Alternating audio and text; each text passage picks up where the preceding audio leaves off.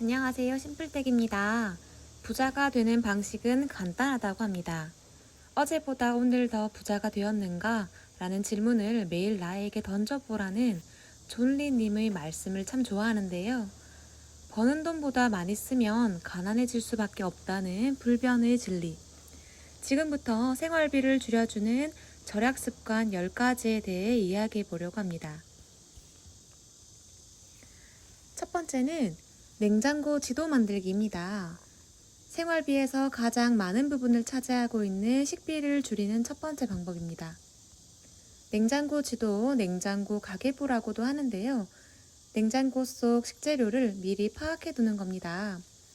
영상 촬영을 위해서 다이어리에 다시금 적어보는 중인데요. 평소에는 스마트폰을 메모장에 기입해 두고 수시로 추가 및 정정해 가며 활용 중이랍니다. 이렇게 해두면 장보기 전에 필요한 물품을 파악하기가 수월하고 장보는 시간도 줄여주면서 불필요한 물품을 충동구매하지 않게 된다는 장점도 있어요. 음식물 쓰레기가 줄어드는 놀라운 경험도 하게 된답니다.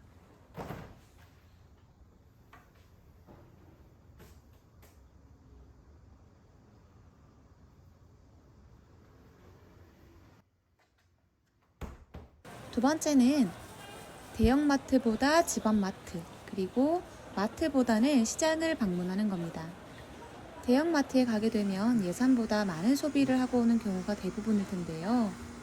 카트에 몇 개 담지도 않았는데 결제할 때 금액 보고 놀랐던 경험. 저만 그런 거 아니죠. 그래서 식비를 줄이기 위해서 집 근처에 있는 시장을 다니기 시작했답니다. 마트보다 더 신선한 재료를 저렴한 가격에 살 수 있고 카트가 없다 보니까 양손에 들 수 있는 만큼만 적당히 사게 되는 장점도 있어요. 게다가 웬만하면 현금을 주고 받다 보니까 장 보는데 얼마를 사용했는지 눈에 보이는 것도 소비 절제에 효과가 있더라고요. 세 번째는 배달 음식보다 집밥 만들어 먹기입니다. 사실 요리를 못해서 배달을 시켜 먹는 게 아니라 귀찮아서라는 이유가 가장 큰 것 같아요. 손가락만 움직이면 집 앞까지 음식이 온다는 점 때문에 배달 음식을 끊지 못하는 것이 아닐까요? 집밥이 거창한 음식은 아닌데 말이죠. 간단하게 만든 반찬들을 두고 밥을 먹고 나면 과식도 예방하고 쓰레기도 눈에 띄게 줄어든답니다. 네 번째는 쇼핑 어플 삭제하기입니다. 어릴 적에는 쇼핑을 하기 위해 친구랑 날을 잡고 옷가게를 돌아다녀야 했던 것 같은데 요즘엔 집에 누워서도 구매와 반품이 자유로운 쇼핑을 하게 되었어요. 아무런 생각 없이 드나드는 쇼핑 어플부터 지워줍니다. 이 외에도 네일아트나 미용실 방문 횟수를 줄여주는 것도 중요한 것 같아요. 처음부터 무조건 하지 않는 것이 아니라 횟수를 점차 줄여나가는 것을 목표로 두는 것이 중요합니다. 다섯 번째는 알뜰 요금제를 활용하는 겁니다. 저는 알뜰 요금제가 나오기 전부터 휴대폰 요금이 2만 원을 넘어본 적이 없는 것 같은데요. 새 휴대폰을 사더라도 기기를 구매해서 기존의 저렴한 요금제를 이용해서 이어서 사용해 왔던 것 같아요. 그러다 최근에 알뜰 요금제로 변경을 했는데 월 6천 원이라는 요금제가 믿기지 않을 정도로 혜택이 너무 좋더라고요. 본인의 요금제 성향을 잘 파악한 후에 알뜰 요금제를 사용해 보시는 것도 추천드립니다.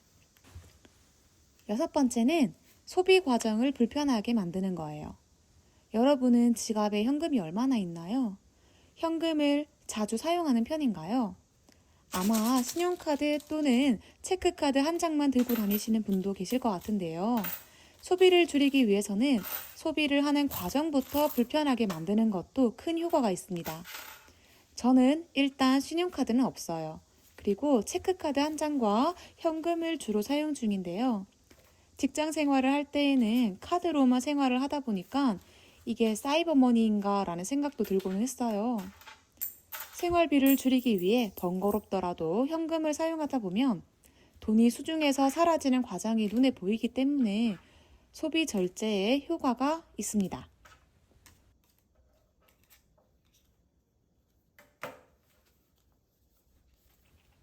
그리고 이 상품권들은 제가 앱테크를 하면서 모은 건데요. 다양한 어플에서 하는 이벤트에 시간을 투자해서 쏠쏠하게 모은 거랍니다. 절약도 중요하지만 소득의 파이프라인을 늘리는 것도 매우 중요하다는 거 알고 계시죠? 이와 관련해서는 다음 영상에서 소개하도록 할게요.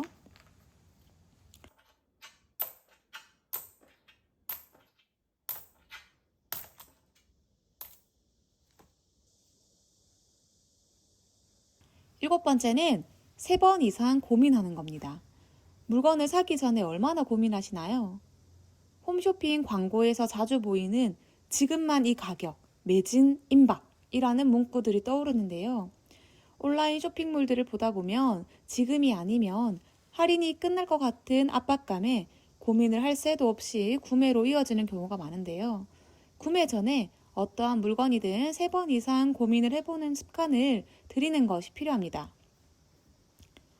장바구니에 담아두면 물건이 도망가는 것도 아니고 지금 아니더라도 살 수 있는 물건이 대부분일 거예요.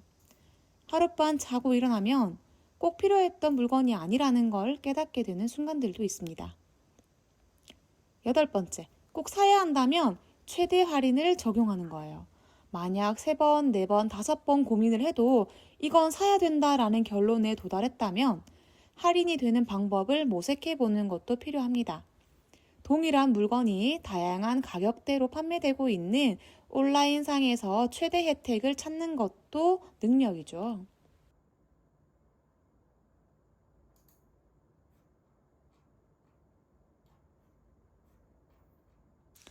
9번째는 무지출데이 만들기입니다. 무지출데이라고 들어보셨나요? 노 쇼핑, 노 머니데이라고 부르기도 하는데요. 요즘 절약을 한다.